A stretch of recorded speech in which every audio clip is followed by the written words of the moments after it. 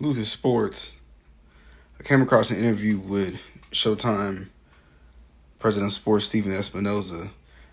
Shout out to Fight Hub on it, but I came across the video where he talked a lot about Earl Spence and Terrence Crawford and will be next.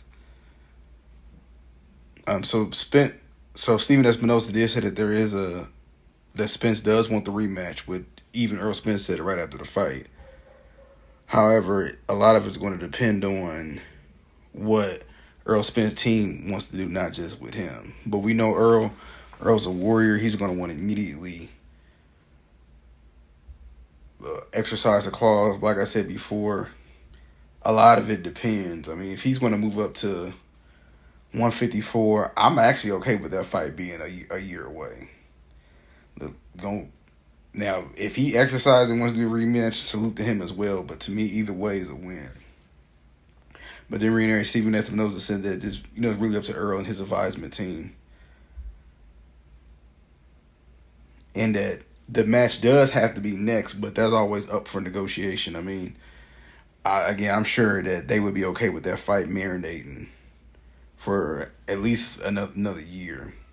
But Stephen Espinoza did say that at the moment at the fight, when asked about was it for December, he said it was around that. But again, there is they haven't talked about a specific timetable, but there is flexibility.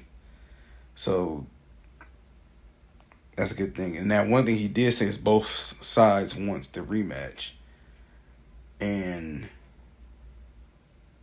that's a good thing. I mean, it's not like Spence said, well, we'll have to see, and I want to take time off, and also same thing with Crawford. I mean, they did say that the fight may not necessarily happen, and he gave an example that if Spence goes to 154 and Terrence Crawford says he wants to stay back at 147, then, of course the fight wouldn't happen. But I'm sure it is.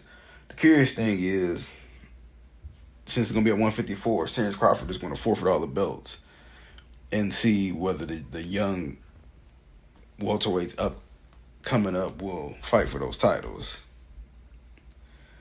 Now, they did ask him, Stephen Espinoza, was in the ballpark figure, and I haven't heard anything between 700 and 800,000 at their pay-per-views, or are the numbers accurate? Stephen Espinoza, he did say that it is in the ballpark figure. So, shout out to all the fans, all the casual fans who ordered the fight. And the final question was, he asked what was going to be next for Boots. And he said it's up to Terrence Crawford what happens. And as I said earlier, I mean, it comes down to if Crawford gives up all the belts, then I'm sure Boots will fight for one of the vacated titles. And then from there, I mean, the welterweight class is his.